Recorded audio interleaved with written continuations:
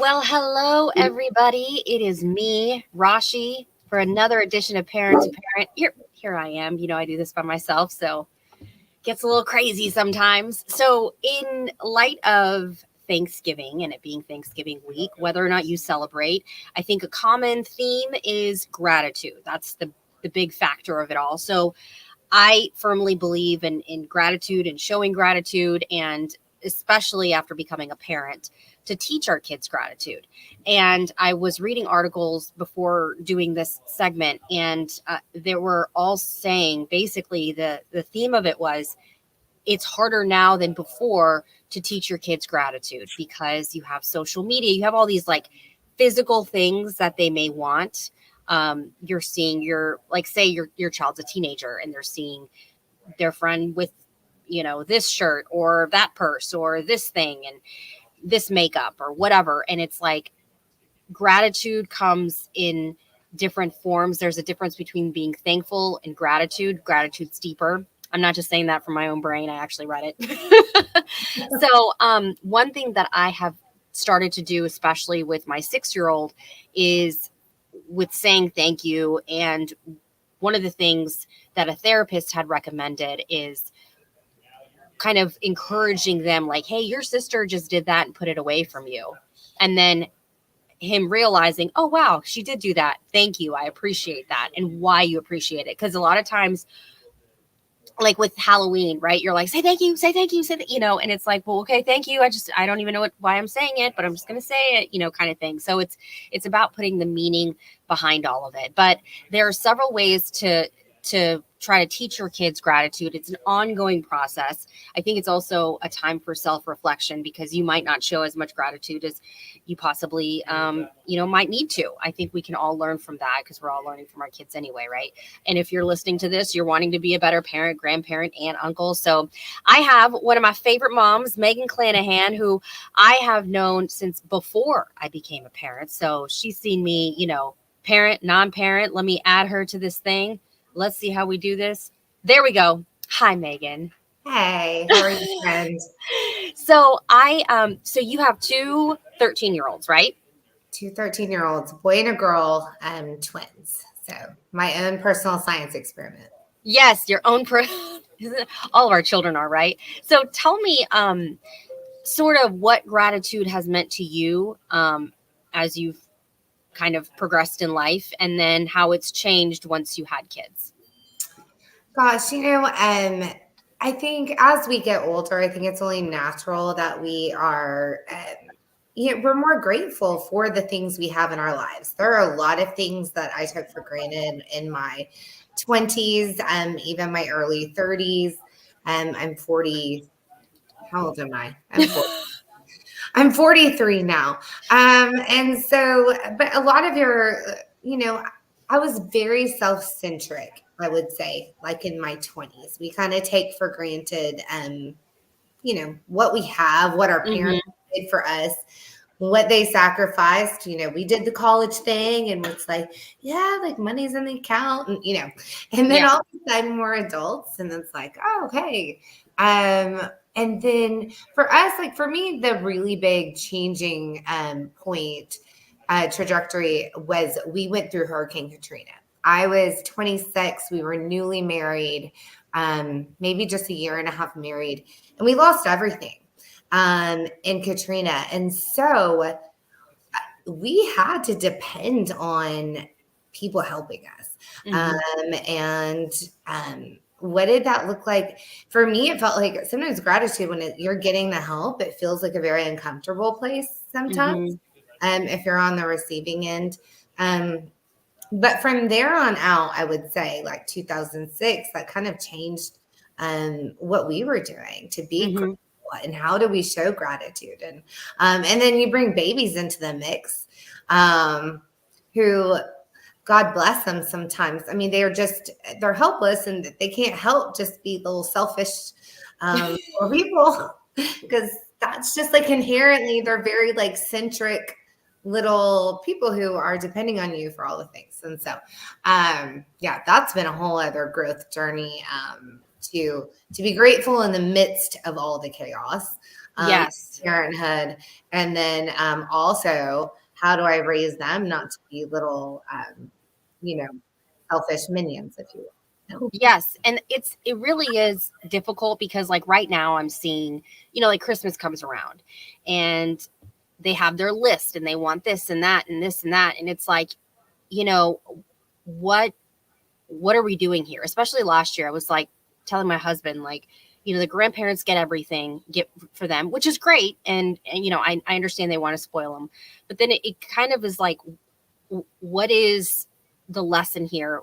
How are they going to learn? Because they really do get everything, and I'm grateful that they do.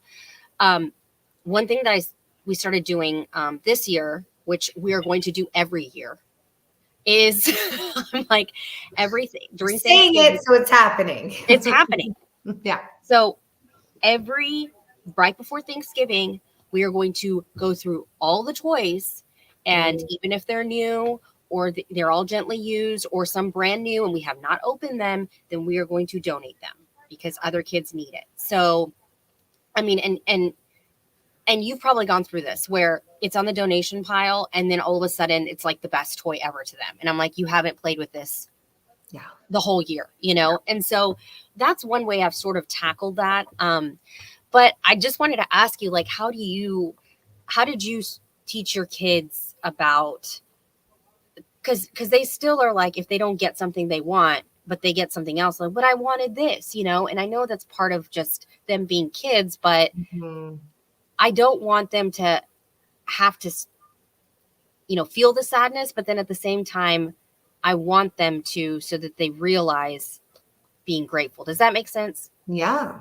No, so I think that's such a tough balance, right? So, we obviously, my kids are 13, so we won't go into that person that comes into that. We won't go there. But I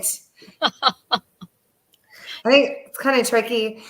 So, but they do write a list, and some of them are aggressive and they're ambitious, and they are aggressive and ambitious.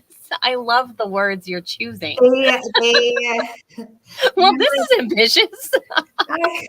I mean, it took some bravery to put that on your list. I'm like, I don't know what you think that we do for a living. I know. I write a mom's blog. We're not like just sitting in wealth here. Right. And but so, even if you were, that's the thing. Right. So I think, we've always just been very open and honest with our kids about the amount of gifts that they're going to get. And so we've set a personal number for our household. And I know a lot of families do the like, read where, I don't know. It's like 4 gifts. And, okay. But it's like a read gift, something they get to wear, something they get to play with, and then like a need. Okay. Which I think is a great way to do it. I mean, I think that, sets the expectations for us. I'm more of a loosey-goosey buyer, so maybe not. Yeah. But, we've always been honest with the kids, like, hey, like, we are fortunate and blessed to be able to provide this Christmas for you. Or the things that you get from Gigi and Ma, and things that come from the chimney, and all of I don't know what little ears are watching. I'm trying. Yes. What comes down the chimney? I'm trying to be careful. And so, but I think, so what it comes down to is it doesn't come the morning of. So like, I mean, they're all screaming the thank yous and the hysterical, like, oh my gosh, freaking out kind of thing. But what all the work goes in before that morning. And so it is showing that your family is donating during the holidays, that you are participating in some sort of adopt a tree, adopt a family, thing, that we are bringing canned goods to church, that we are thinking of those who are less fortunate, and so that they have an opportunity to have a Christmas like we may have. It's it's praying over those. I mean, we're praying family. And so it's praying over those families continuously to kind of set that attitude. And I think, I've waffled back and forth over the years with this, but a gratitude journal is a great place to start too. Mm-hmm. I write down daily what I'm grateful for, and I encourage my kids to write down one thing that they're grateful for. And it almost makes it when you're like thinking of like I'm looking around this house. I'm like, I would like to do this, this, this. So and so has this. But then I write down the things I'm grateful for, and suddenly I'm like, gosh, but do I? Because I have so Yeah. much. Yes. I have so much. And so there's a lot of pre-work, I think, that goes Yes. to gratitude. Definitely. And I follow, big fan of The Rock, Dwayne Johnson. Wow. I follow him on Instagram, and one thing he just recently posted was he's changed his vocabulary from I have to I get to. Yeah. So and that's a huge thing. And I heard that somewhere else before too. And even when I was like, when you're working out and you're like, oh my God, I don't want to do this. It's like, but I get to do it because I am capable of doing it. Not everyone is. Like, I get to go to work. I get to be a parent. I get to. So that really is just like psyching yourself up too, because these are just, innately you're just grateful then that way because I'm getting to do all of these things, which you could very well not do. So I think that has helped, I think, me personally. And it's just the little kids when you're trying to ingrain it in them. And one of the things, because some people have asked, like, how soon do I start teaching? And there was a study in 2019 published by the Journal of Happiness Studies that gratitude's linked to happiness in children by age of 5. And I really do believe that, just seeing my kids, mine being 3 and 6, but just saying thank you all the time and all of that. And it's so crazy because here's one of the tips that they had: saying thank you on a regular basis and offering gentle reminders. Now, culturally, this is not a thing. Like, thank you is looked at in some cultures as a negative, like you're being too formal. Like, why did you? So, like, for instance, if I say thank you to one of my aunts, they'll be like, why are you saying that? Like, really? Why do you say, yeah, like, of course, why do you say that? Like, why, so it was never, those things are not expressed. It just happens. And so I'm trying to break that generational thing by not only doing the thank yous, but the I love yous. My parents never, and it sounds sad, but this is just the way it is. In a lot of Asian cultures, they've never said I love you to me. Yeah. And my grandparents, nobody says I love you. It's just understood. And now with the grandkids, obviously everyone's like, I love you. And everything's changed. Even my grandmother, I love you, like saying it first. And, so it's great because I see that generational type curse shifting with me. And, like, everyone's coming over for Thanksgiving. They never ever used to do any of that. And now they're just really excited because of the kids. So I think it's just, even for those people who might not have grown up saying thank you, or it was looked at as a bad thing, I think that it's moving forward, just in the world that we're living in. That type of gratitude is so important. And I don't know how you feel about it.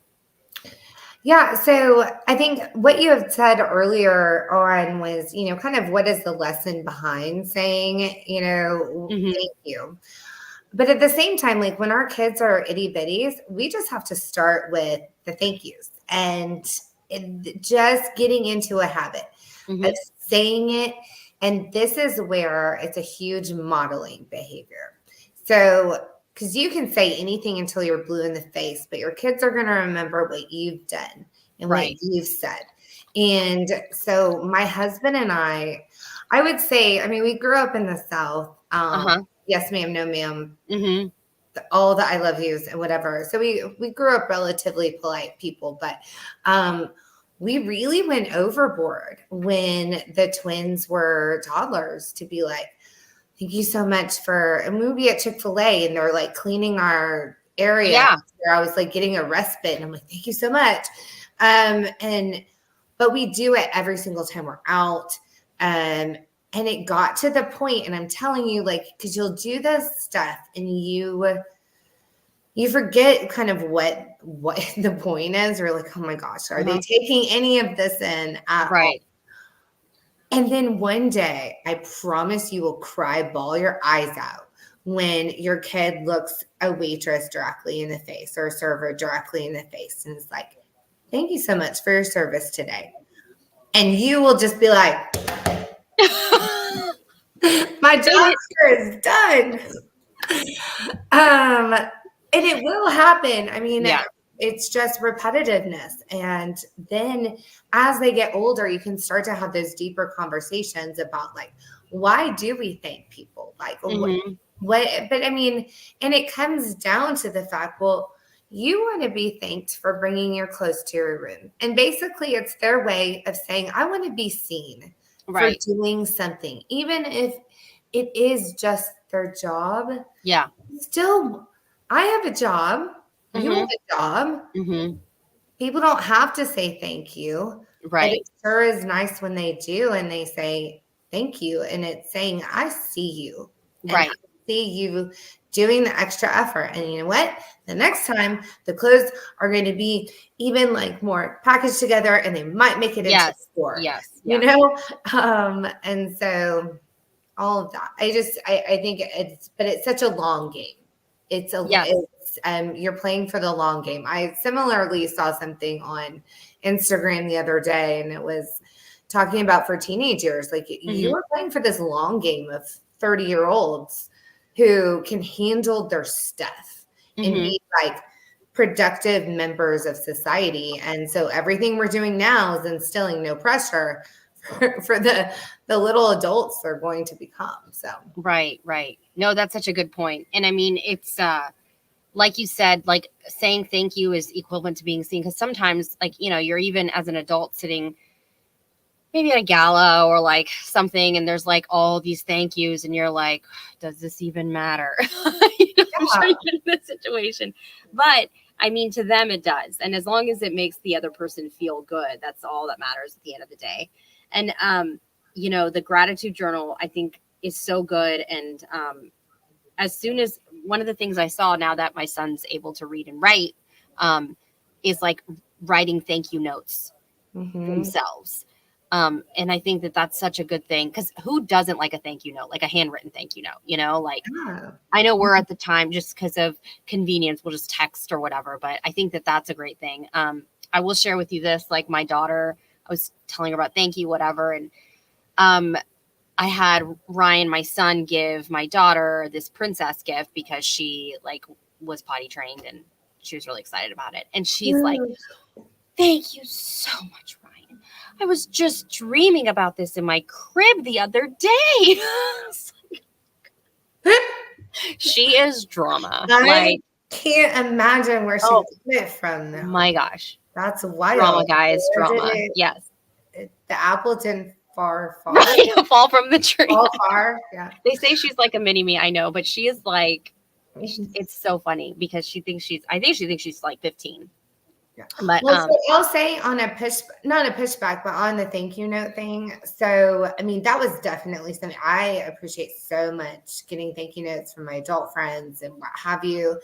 I didn't love when we were growing up, and you know, I wanted to put them through the practice of doing it, but then sometimes it became like this second job where I'm like, okay, now we sit down, we have to write the thank you note and whatever. Yes. And I think what I found out, so like one of my kids is more than happy to do it. The other one, it was just very hard for them. They were dyslexic and I didn't know it. So to sit down and write a thank you note. And so I think there are creative ways that you can like snap a picture with your kid and then have your kid like type it out, because they can autocorrect all the things. Oh, yeah. They can send the text like specifically to the parent. And I know like my 75-year-old mom is watching this. She's like, no, that shouldn't happen. But at the same time, it's still teaching the child to recognize that specific child. And I think the important thing with thank you notes is making them thank you notes or thank yous in general is making them very specific and teaching your children how to make them specific. So I really enjoyed having you at my party because we got to play with bubbles. Uh-huh. Thank you so much for the gift. This is something I've been dreaming about since I was in the crib. Uh-huh. But make it just very, because Yes. the blase, and this may be part of your culture too, is that maybe they weren't expected, because it was like, if you just give like the blase, like thank you, thank you, thank you, what are you really thanking for? Yeah. I think it's Yeah. really important to be specific with the thank Yes. yous, and I think that leads into like the ultimate like gratitude. So the super thank you is like, gosh, I'm really grateful that Jade is in my life. Yes, for sure. No, I think that that's such a good point there. Well, I encourage everybody to go to the website for Houston Moms. It's a locally focused parenting resource for moms and families. Bunch of great articles right now up there. I just looked at the website, and it's Houston Moms. HoustonMoms.com. Yes, Okay, we got a new web HoustonMoms.com. address. And Yes. then also, we just dropped a podcast last week on, the entire episode is on gratefulness and thankfulness and ideas of working with your children. Well, there you go. And so it's a quick 20-minuter. I can talk. 20-minuter. It's a 20-minuter. Y'all, it's right before Thanksgiving. Rashi and I are just hanging. But it's a quick 20-minute listen. So if you're on the way to the Heb or the Target or wherever you're going, take a listen. And there's some great ideas from two of our other contributors on there about how to instill thankfulness and gratitude in our children this holiday season, because Lord knows we have so much. Yes, we do. And there's a lot of like fun things to do for the month of November, some recipes too. It really is a great resource. I mean, I really do mean that because I've used it as well. So I'm just really glad anytime I get to talk to you about all this stuff. So Megan, thank you so much for taking the time to speak with us. Yeah. And I hope that your Thanksgiving isn't super stressful. And we're all super grateful. At the end of the day, you're like, you know what? It doesn't matter that we're not going to have cranberry sauce. It truly doesn't matter. The baseboards are a mess and no one cares. And it's okay. Nobody cares. Okay. Yes. It's all good. It's just about being happy, protecting your bliss. Yes. Yes. Well, and thank you so much for always being a supporter of us. And it means so it was good to see your face today. Good. Thanks, you too. And thank you all for joining us for this edition of Parent to Parent. I hope your Thanksgiving is very good. And if you don't celebrate Thanksgiving, I hope that some of these tips on being grateful and teaching gratefulness to your children, grandchildren, niece, nephew is something that you really will consider doing for the family. All right. We'll see you